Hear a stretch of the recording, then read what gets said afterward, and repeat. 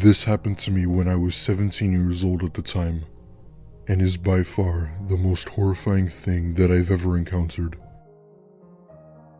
It was the summer of 2017, which meant that school had been out for a good 3 months. Even though most people thought of summer as the perfect annual vacation, my parents still made me find a summer job. As much as I didn't like their rule, I had to stick with it. I was living in a very small and secluded area at the time, so there weren't many openings around my town. The small band of jobs that were still hiring either denied my application or claimed that they weren't hiring anymore. Eventually, I ended up getting a job with my neighbor who had been living in my neighborhood for a few years now. Her name was Samantha, and she had been a resident in the area for well over 10 years. She was tall and wide and had long brown hair and wore pale makeup. She seemed nice, if anything a bit odd, but agreed to hire me to work around the house. It wasn't the best job, but she was willing to pay me substantially more money per hour than a regular job, probably because I was younger. All I had to do was go over to the house and clean up anything that was laying around. While it may have seemed easy enough, she had made a few rules that seemed a little odd to me. I didn't mind the majority of them, but one of the rules in particular was not to go down in the basement for any reason.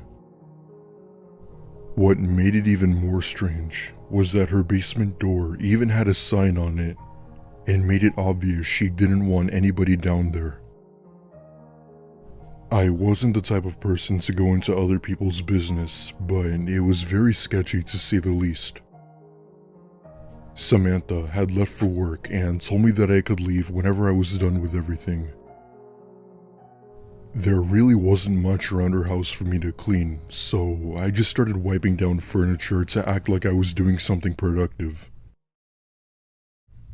As I'm organizing a few things in her office, I walked past the basement door and took a good look at it and knew I had to do it. I didn't know what laid beyond that door, but curiosity got the best of me, and I decided that I wasn't leaving until I knew for sure. I ever so casually opened the door into the basement and was met with a blast of extremely cold air and sudden darkness. I felt around for the light switch, but wasn't able to. So I take out my phone and use my flashlight to light my way down the stairs. When I reached the bottom of the basement, I shined my light around the room and noticed what appeared to be chains on the floor and several drawings on the wall. Other than the chains lying on the floor, there really wasn't much in the basement other than the water heater and a few boxes. I then came to the conclusion that there wasn't anything in here, and I turn around to walk back up the stairs when I hear something fall over on the other side of the basement.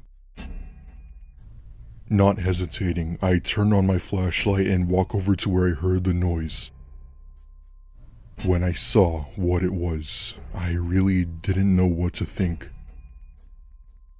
There were at least hundreds of small Legos scattered all over the concrete floor.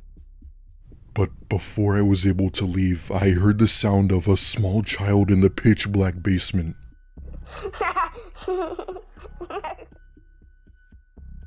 In the heat of the moment, I didn't know what I was feeling inside of me. I guess you could say I was too scared to even feel anything. I ran out of that basement and up the stairs and out of that house, not bothering to close the basement door. I walked all the way back to my house while trying to process as to what the hell just happened. When I got home, I took a nap and my phone was off. When I woke up, I turned it on and to my shock, I received 20 plus text messages along with 6 voicemails that she had sent me over the past 2 hours. They were all just insane texts that ranged anywhere from "Did you go into the basement?" to "I told you to stay the hell away from there." Thankfully, she didn't know which house I lived in, so I didn't bother responding. I still don't know if what I heard in the basement was just all in my head or something completely paranormal. Either way, I sure as hell won't be going back to that house to find out.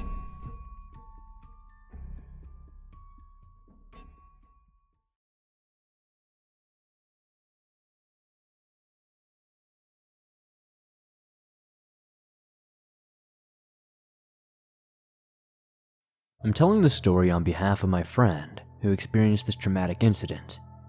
It will be told from his perspective. Also, I apologize in advance since English is not my first language. First, to provide some background, I'm a 21-year-old guy, and I live in what I like to call medical housing. Basically, in this little village I live in, you either must be retired or have health problems like I do, but at the same time, you must be able to be somewhat self-sufficient. Each resident has their own cottage. The layout of the cottage can either be 1 bedroom or 2 bedrooms. Mine was a 1 bedroom. As soon as you walk into the cottage, you walk into the living room, and then the dining room is on the right, and in the dining room there is a way to the back porch. Then there's a kitchen, a small hallway in the living room that leads to the bathroom and the bedroom. There is a closet in the living room by the front door, another closet in the bedroom, then there is a huge walk-in closet in the bedroom as well. This is just the layout of my specific cottage. Each cottage is different. Now, on to the story. This incident took place 2 weeks ago. While I was at social hour with a few of my fellow residents at the village, a couple of them were mentioning how they were getting knocks on the door at night and on the windows. One resident claimed that someone even tried to twist the doorknob on her front door, but luckily it was nighttime when this took place, and it was locked. We all just thought it was just a couple of kids being little delinquents, since we were not too far from another neighborhood. We just assumed that the person was just messing around. Our village did not have a whole lot of security because at the time we did not feel very many disturbances. We didn't really think that we needed it, being so tucked away in a safe area. Fast forward a few days. I had to go to physical therapy, and I must have forgotten to lock my front door or my back porch door, which again, due to how safe the area usually is, I did not worry too much about. Even during this pandemic, the village is very vibrant. You often see a bunch of residents walking around and talking to one another, since we are such a tight-knit community. So usually if someone tried to sneak in that should not be there, someone would catch on. When I got home from physical therapy, I was extremely tired, and I took a long nap. I woke up to my neighbor from across the street coming in to help me get set up on all my machines, such as my feeding machine and my breathing equipment for the night. Her name is Vicky. She is an overly sweet, compassionate, and motherly person. Before her and her husband retired, she used to be a nurse and her husband Frank used to be a police officer. I got to know them well since Vicky helped me become Catholic 2 years prior. During the day, we have staff that come help us with our basic needs if we need it, such as getting to and from our bathroom and bed safely. They are not trained with medical training that I need, but a lot of the residents that I know that live here used to be nurses before they retired. We made it a little routine in our little village that for some of the residents like me who are not retired but younger with health problems, the more able-bodied retired residents, if they used to be nurses, would go help the residents that have health problems with their medical care, since they have years of medical experience under their belt. I was waking up from my nap when Vicky said, "Hey sweetheart, I'm here to do the care for you." Before she could finish her sentence, she paused while she was grabbing the IV bag for the night. Then, out of nowhere, she went over to my furnace and turned on my heat, but she didn't really twist the dial and she said, "That's strange, your heat's not working. It's supposed to be a cold night tonight, and we cannot have you sleeping without any heat due to your health. Why don't you come stay at my cottage for the night until maintenance comes and fix your heat in the morning?" I was very groggy from being tired and doing lots of work at physical therapy that I did not think twice about what she said until I saw the look on her face. She used to be in a theater group when she was in college, and since I grew up in theater groups as well, I could tell when someone was acting, and even though she was a good actor, I could tell something was going on. She was pretending that my heat was not working. I was nervous and wondering what was going on, but I just went along with it. All my medical supplies that I would need for the night were right next to my travel suitcase that would fit all my supplies, and my feeding pump was on my IV pole, my oxygen tank was on wheels, and my BiPAP could easily be packed into my travel suitcase. She got everything packed up quickly, and she helped me get up and walk to my front door, and I could tell she was going a little fast, but I was too tired to say anything. While she was walking me out of the house, I heard something come from my walk-in closet, and I assumed it was just the cat using his litter box or something. Due to my health problems and my breathing, it's really not good if I get scared. I could stop breathing altogether. The reason why I say this is because when she got me in the house, and as Frank was getting the extra bed set up for me, she explained to me that when she was grabbing an IV bag from where I keep them, since it was right next to the walk-in closet, she caught a glimpse of someone crouching in my closet, and she had to pretend that my heater was not working. I felt like I was going to throw up, because for all I know, that person could have been in there the entire time I was at physical therapy, or they could have made their way in there while I was taking a nap. The sense of serenity I had at that village was temporarily gone. Vicky could tell I was disturbed by this, so she gave me a hug and said, "Don't be scared. Frank and I will be here with you all night." I wish I could say this was the end of the story, but it is not. After Vicky got me ready for the night, and while I was sleeping, I woke up to hearing tapping on the spare bedroom window, and lo and behold, I saw the person that Vicky was talking about who was hiding in my closet. It was a man. I do not know how tall he was, but from my guess, he was probably 6 feet tall, maybe a little under. He literally tapped on the window and said, "I see you awake in there, and I'm coming in one way or another." I called for Vicky, and she woke up right away and said concerned, "Frank, get your gun now." Even though he's retired, Frank is still an intimidating guy, even without the gun, and both him and Vicky were rushing in the room. Since I could not get up on my own due to me being hooked up to my machines, I was beyond scared because I really could not defend myself. As soon as they both came in, Frank pointed his gun at the lunatic who was still at the window. Frank said, "Get off my property before I blow your freaking brains out, you nutcase." As Frank was threatening the crazy person at the other side of the window, Vicky was helping me get up, and both her and I went and hid in the walk-in closet in the master bedroom. She locked the door to the master bedroom. Because I was starting to get really scared, it was starting to affect my breathing, and even though I was still hooked up to my oxygen, due to how scared I was, there was a risk that I could stop breathing out of nowhere due to me being really scared. When I was having trouble breathing, Vicky said, "Honey, I know you're scared, but I need you to do some nice and easy breathing." A few minutes later, there was a knocking at the master bedroom door. Vicky asked who it was, and it was Frank. As soon as she went and opened the door, Frank came rushing in and told her to call the police because the guy was not just tapping on the window now, he was literally banging. Vicky called the police, and luckily, since they do drive-bys at the village quite frequently, a cop car was not far away. When they came, they found cracks in her window in the spare bedroom, but unfortunately, they did not find the guy. The police asked if I could give them a statement on what went on, but Vicky told them that would not be possible because of my breathing. I was practically traumatized. I was so scared. So Frank gave my statement on behalf of me. Due to the cracks on the window and me being beyond shaken up, there was no way I was sleeping in that spare bedroom, and now my breathing had to be watched carefully throughout the night. Frank slept in the spare bedroom that night while Vicky and I slept in the master. I was a bit more comforted there. The police got in contact with the staff at the office the next day regarding what happened, and ever since this incident, the staff has hired overnight security guards and day security. They are working on raising enough money to set up a gate to block people from coming in that should not be there. A few days after this, Frank installed security cameras and alarms in my cottage, and in his as well. Now, I always make sure I lock my door when I'm going out, when I'm taking a nap, and at night.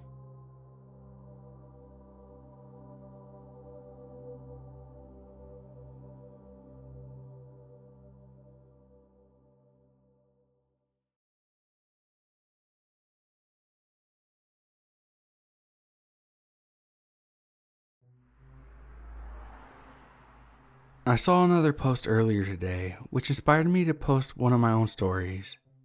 I've traveled alone through the US many times. This has given me opportunities to live through some absolutely bizarre situations. I've had 2 different encounters where I thought I was about to enter the nightmare of my life. First story. I was camping about an hour from Santa Fe on a weeknight. It was cold, and I was supposed to leave early in the morning for Texas, and it was forecasted to snow. Being the young genius that I was, I slept in my Jeep to negate all these. Middle of the night, an SUV literally skids to a stop across the gravel into my campground. This wakes me up, and I'm obviously on edge. This SUV was blasting mariachi music, incredibly odd, but I figured that these people were just drunk or they were high. The doors open and the people get out and they start running through the woods, screaming bloody murder. I mean, these people sounded like they were gonna die. I am at an absolute utter loss.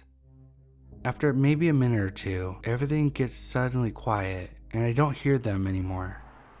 Tucked into my sleeping bag, I start to absolutely crap myself. I'm sitting here, cramped up in the back of my Jeep, wishing and praying them away. I don't know how long it was. I dare not look at my phone, but eventually I heard quiet voices around my Jeep. The only thing I caught was, "Do you think someone's in there?" As you can imagine, I absolutely lost my cool. I started screaming and crawled as fast as I could to the front seat where I turned the lights on and put the key in the ignition. As I looked up, I see people scattering away like roaches into the trees and down the mountainside. Ever since, I keep a J-frame revolver in the middle console whenever I travel. My state permit is recognized in a lot of places, so it's a nice luxury to have. Story 2. This was in the city of Little Rock, Arkansas. I was heading to Oklahoma from the East Coast to visit my family for Christmas.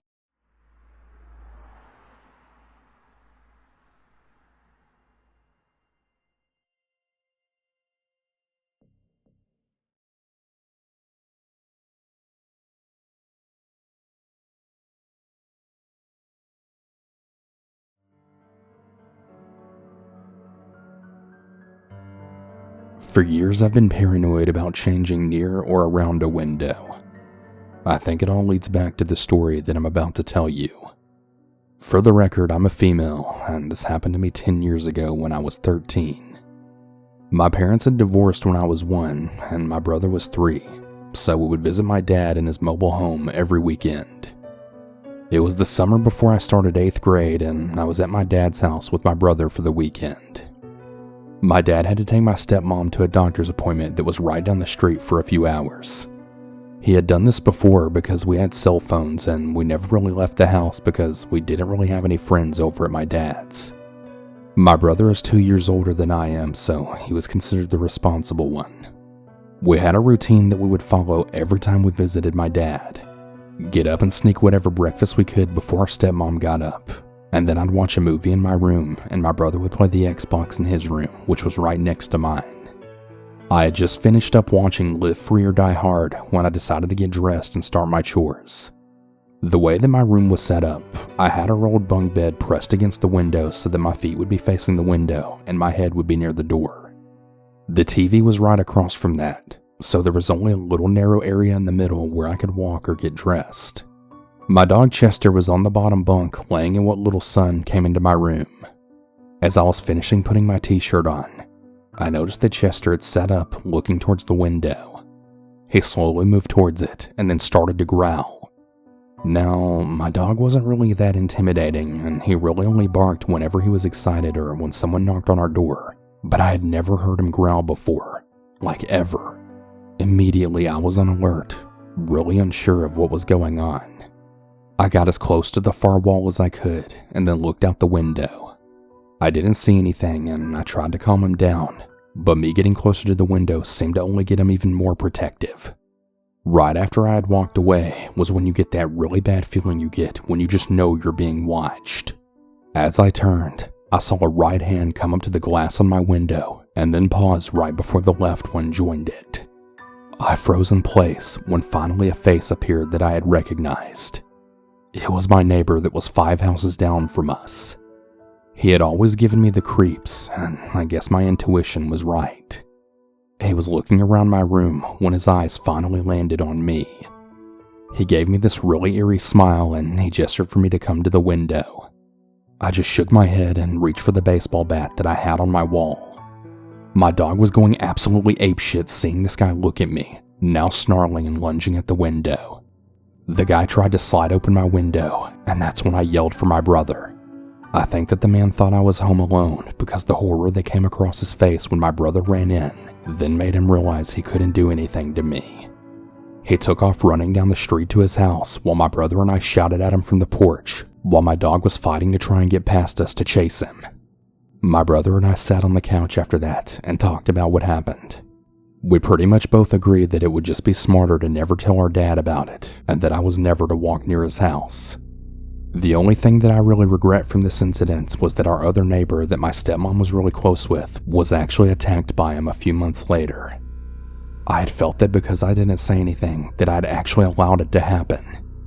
Luckily she wasn't hurt, but when I told her about the man and what he did, she gave me a hug and she agreed that it wasn't something to tell my dad, but that she would handle it.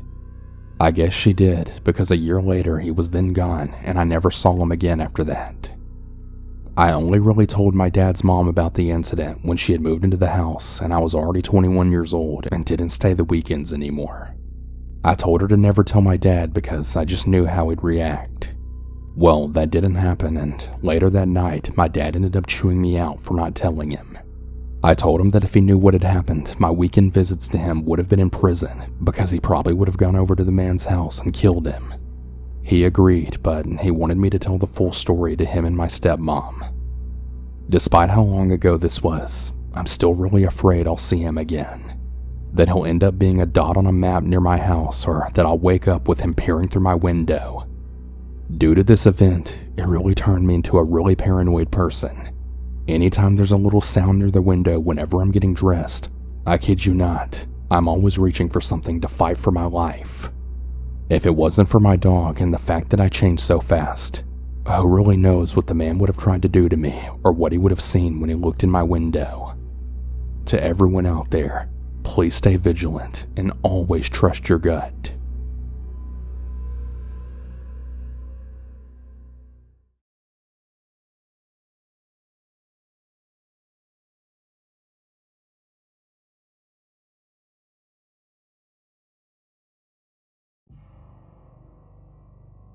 My name is Brandon, and I've spent a lot, and I mean a lot of time camping, hunting, and hiking. I used to go hiking alone very frequently and spent a lot of times outdoors in various parts of the Northeast region, particularly the New England area, mainly being New Hampshire.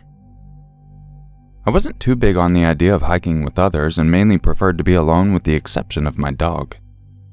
He was a lovely saddleback German Shepherd and would always help me hunt hogs and make me more alert of my surroundings. Anyway, I was hiking with my dog as usual, and we were hiking along a very steep trail when I noticed a small bag laying on the side towards a few trees. It was genuinely common for people to lose stuff while hiking these trails, so I put it in my backpack and figured I'd turn it in later. However, I began to notice footsteps in the dirt leading up the trail, which meant that person was probably up there. I tell my dog to come, and he follows while sniffing out for anyone or anything. He picks up a scent and starts to lead me a little ways up the trail, ending up at the top of the rocky hill where I made a shocking discovery. There were huge drag marks in the dirt along with a torn up tent and a camera. At this point, my dog is sniffing around while I'm standing there trying to process as to who or what did this. Surprisingly, I find a man laying on the side of the tent practically having a panic attack. He was in really bad shape and looked as if he was out there for hours. I give him some water and some food, and he starts crying and wouldn't stop talking about the goat man. Goat man this, goat man that, over and over. He explained that him and his wife were camping when someone or something resembling a goat destroyed their campsite and killed his wife. This likely explained the drag marks, and I'm standing there trying to get a hold of the proper authorities. Normally I'd find this situation to be linked to drugs, but his eyes were filled with terror and there was ample amounts of blood on him. Some of it not being his. Thankfully, I get through to someone and a few forest rangers and paramedics arrive soon after, along with an emergency Star helicopter. After leaving, I start to take notice of the drag marks and footprints. I've been studying and tracking predators for years now, and the ones that I was seeing looked nothing like anything I'd ever seen before. They were big and flat and almost resembled that of a lily pad. Just like a goat. Long story short, I go back to my truck and I never found out more information on the whole ordeal. I still go hiking, but never went back on that trail.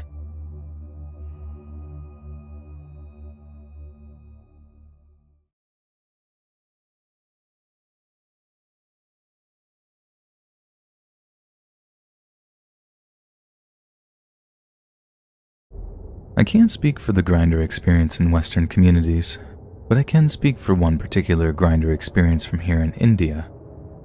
India can be quite a progressive country in some ways, and quite an intolerant country in others.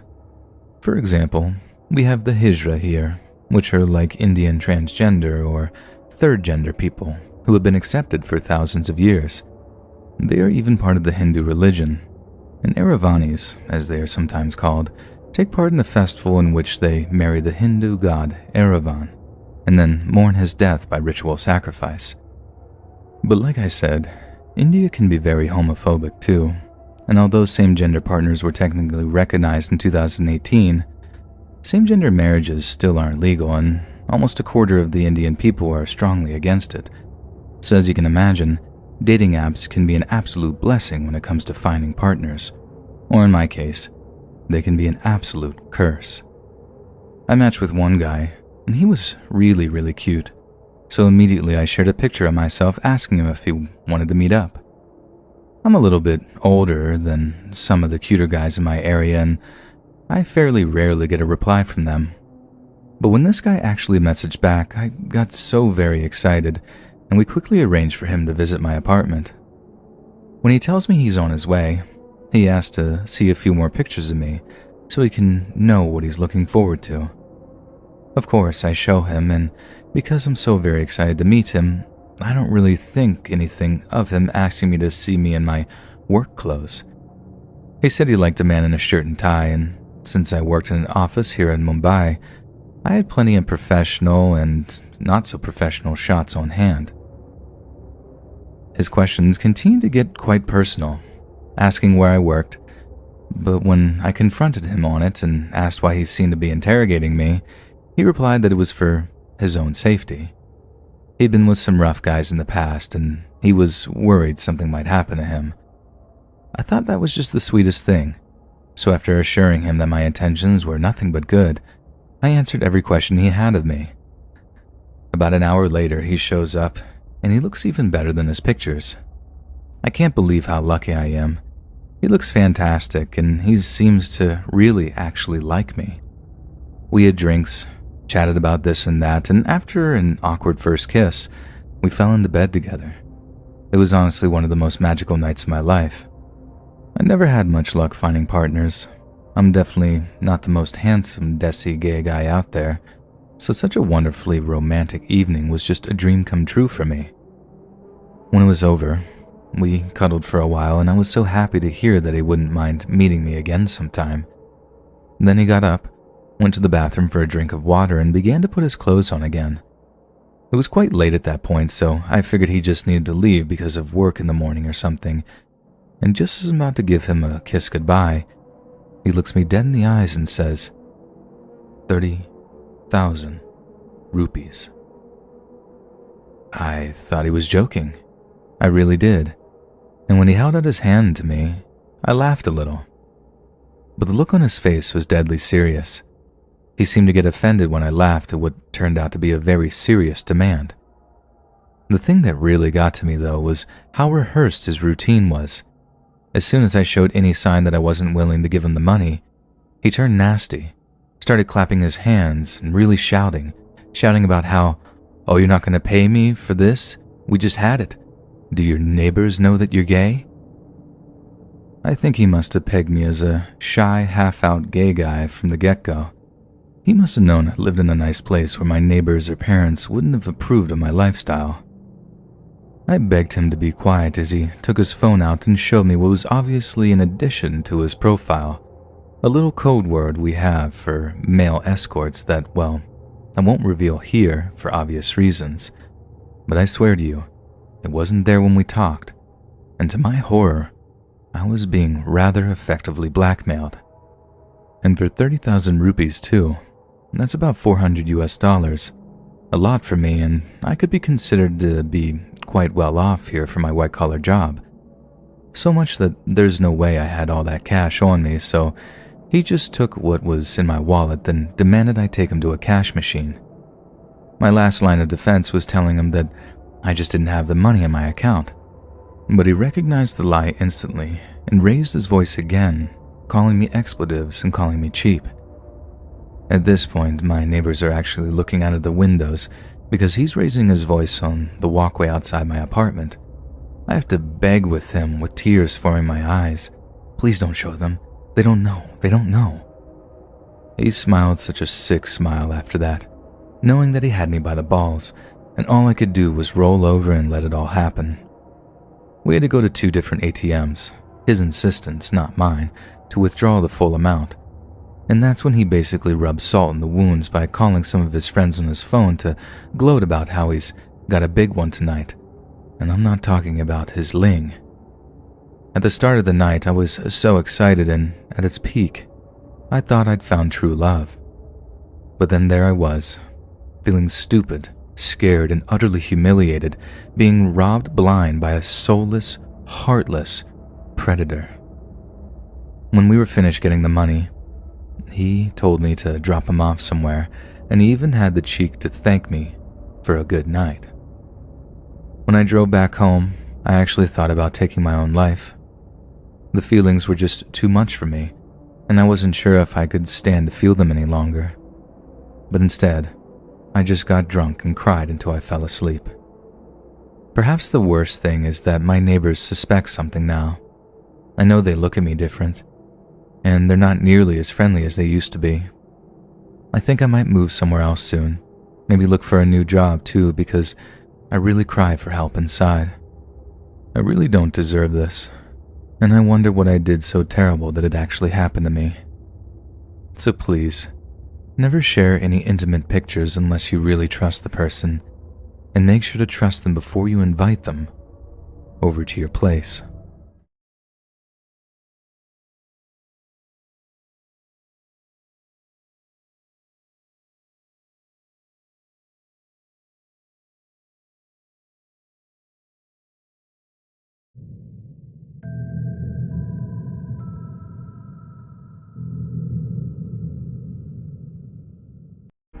One night when I was a really young kid, I was in the living room watching my favorite cartoon. I had the TV pretty loud, but I thought I could hear my mom calling my name from downstairs.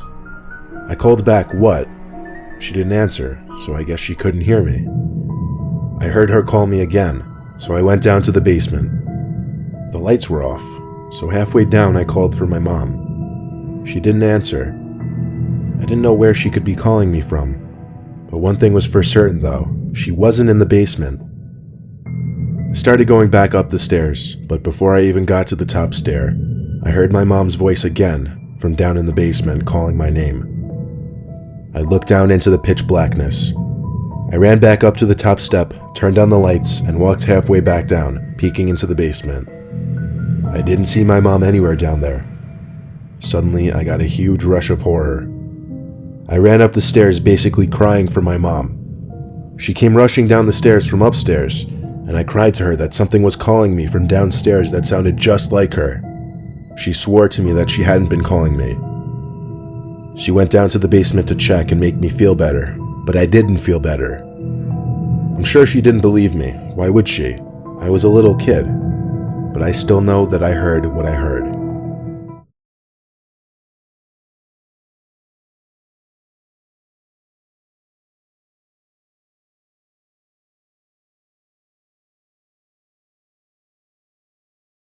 I'm sorry if this post is too long, but I've never shared this with anyone, and this seems like the best place to do so. When I was around 9, I went to summer camp at the nearby YMCA for a few summers. It was a day camp, and there were different camps you could do, such as water sports, crafting, canoeing, etc. Each camp lasted for 1 week. I started the summer by taking one of the craft camps, a special one that lasted 2 weeks. I was really excited about it, but I was nervous because I didn't know anyone else in my group, and I'm very shy. The first day, I managed to make friends with an older kid who was in a wheelchair. He was 17, I believe. I'm not sure what his disability was, but he was socially awkward and kind of gave off a creepy vibe. I was trying to be nice to him because nobody else talked to him, but he started to make me feel uncomfortable. First, he'd start by talking about how much he hated being in the wheelchair because it made his back hurt. He liked being able to get out at the end of the day and stretch, as well as do some exercises with his physical therapist. I'd just smile and nod as he talked about this, not knowing what else to say. At some point, I mentioned to him how I was a dancer and really liked aerobics class. He asked me to show him some of my moves, so I did a cartwheel. He told me that my legs looked beautiful when I stretched them out like that. Being a kid, I didn't think much of the comments, but I started getting uncomfortable when he began telling me how much he liked my hair, or how white my teeth were, or how cute I was because I was so little. One day, he was talking about stretching out outside of his wheelchair and mentioned how good it would feel if someone were to walk on his back. "You'd be perfect, just the right size. Would you do that for me one day? I'd love to have you on top of me." He smiled creepily when he said this, so I awkwardly changed the direction of the conversation by telling him how I used to do that for my dad. I was young and stupid. I probably shouldn't have told him that. He got really excited and started talking about how much he'd love it, and how good it must have felt for my dad. I bet he loves having his girl on top of him like that. He reached out to me at this point and put his hand on my knee. We were sitting by a table in the craft cabin. I awkwardly shrugged it off, moving away a little bit. He smiled and started talking about how good it would feel if I were to do cartwheels on his back and jump on him, maybe even lay down on top of him and rub his sides. I got really uncomfortable at this point, and luckily my mom drove up a moment later, so I was able to leave. This was on the weekend, and the camp was going to continue the following Monday. I didn't mention anything to my mom, because I figured he was just lonely and awkward and didn't mean to be creepy. But when I got to the camp Monday, he immediately came up to me. "I was so upset that I couldn't see you this weekend. I missed my little girl." I smiled and awkwardly walked away, but he followed me.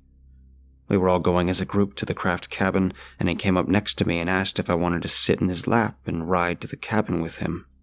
I politely declined, and managed to avoid him for the rest of the day, until I was walking to my mom's car at the end of the day. He came up to me, grabbed my hand, and pulled me towards him.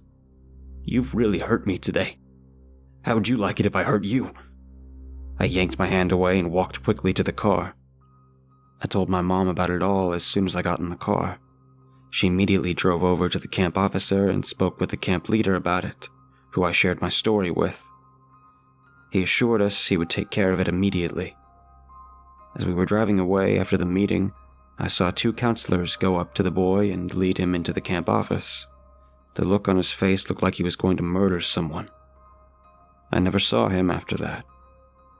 I was told he was kicked out of the camp and never allowed to return, and for the rest of the week the camp counselors would check on me and make sure I was okay. So, creepy boy from summer camp, I hope you got your issues worked out and that you're living a happy life now. But please, let's not meet again.